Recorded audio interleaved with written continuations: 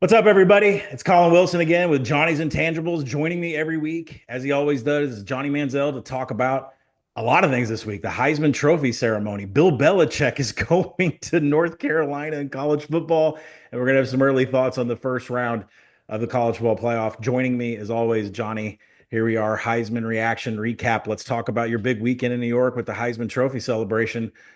Before we get into the details, what is your favorite part of going to New York every weekend with the ceremony? I think obviously the ceremony itself is obviously a really, really cool moment to be a part of every year, welcoming somebody new into the fraternity. You kind of never really know how it's going to go this year. Closest race we've had since I think Mark Ingram's year, which came down to like 30 votes. So this is always kind of the uncertainty. Some years you kind of know, but others you don't. And then just getting a chance to be around the guys, there's probably only a couple times throughout the year where we really get to run into each other and have some conversations and spend some time together. So between the ceremony and getting a chance to be around the guys for the weekend, it's definitely the highlight of the trip. Yeah, it's always fun to see Billy Sims show up every year and yell Boomer Sooner, but didn't hear a lot of that this year. You were the first freshman to ever win this award. What memory stands out the most from your time?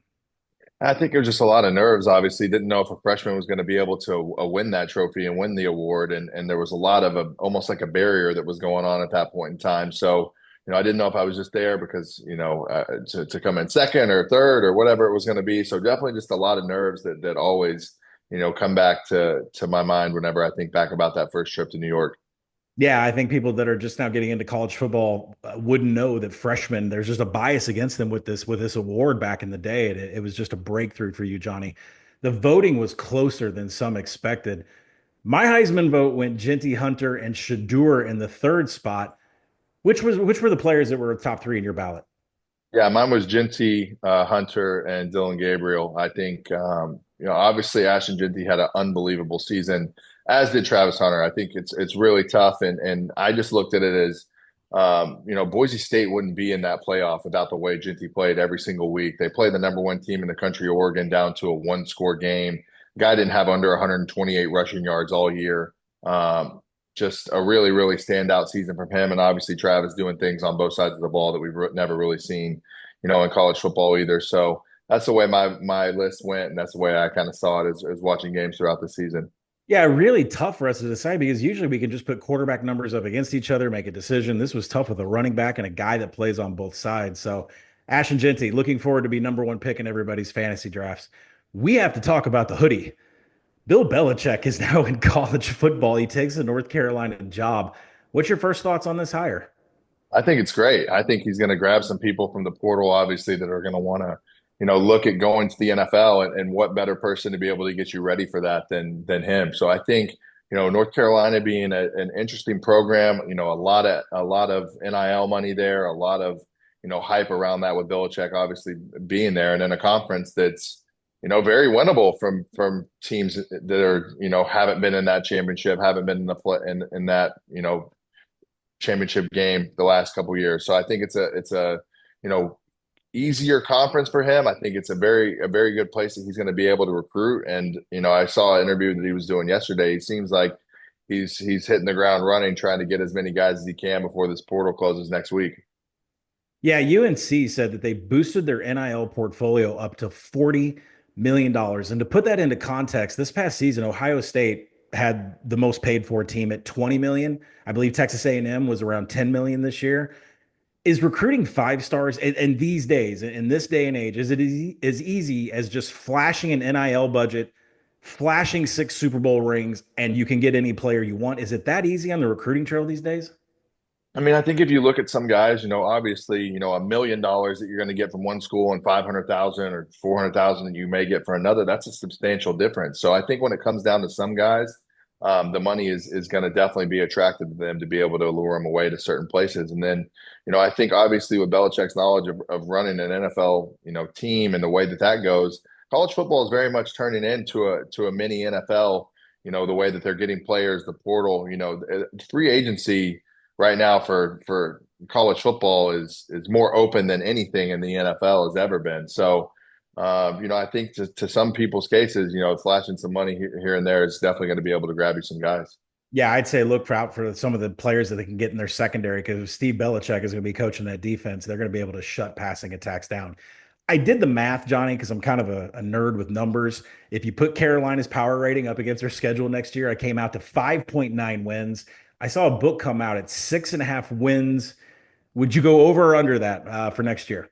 I think I would probably take it over. I think they'll be able to, the way that this college football landscape is now, you're able to make a turnaround a lot quicker than you were in the past going through regular old recruiting. So, depending if they can grab some guys, grab a quarterback they like in the portal and just be able to get that thing turned around pretty quickly. Yeah, we'll go ahead and talk a little bit more about, if from the recruiting standpoint, I'm just fascinated how Belichick, he's in the footprint of Dabo with Clemson. He's in the footprint of Georgia with Kirby Smart. Assuming Texas A&M is not a player in this scenario and Johnny Manziel is 18 years old, here's a couple options. Would you go to a playoff national title contending team that has Lamborghinis like at Texas? Would you go to a place that has instant playing time for a quarterback for an SEC team? Would you go to an unproven national title program that has just a portal full of all stars like Ole Miss? Or would you like Bill Belichick in your living room talking to your mom and dad? Which one would that appeal to 18-year-old Johnny Manziel? I think instant playing time as a quarterback for an SEC team would be really, really, appealing. Obviously, going to a place that you can step on the field right away and play in the best conference, I think is something that for me would definitely jump off the page. Let's go ahead and turn to the college football playoff. The first round is going to start this weekend on Friday night with Indiana and Notre Dame. FCS quarterfinals and semifinals have taught us a lot over the years that these home teams have just dominated, putting up 50 burgers this past weekend. Is that going to translate to FBS home teams? I mean, the temperatures are going to be around 25 degrees. It's just going to be a little bit more travel. Do you think what we've seen in the FCS playoffs will that translate to the FBS playoffs with home field advantage?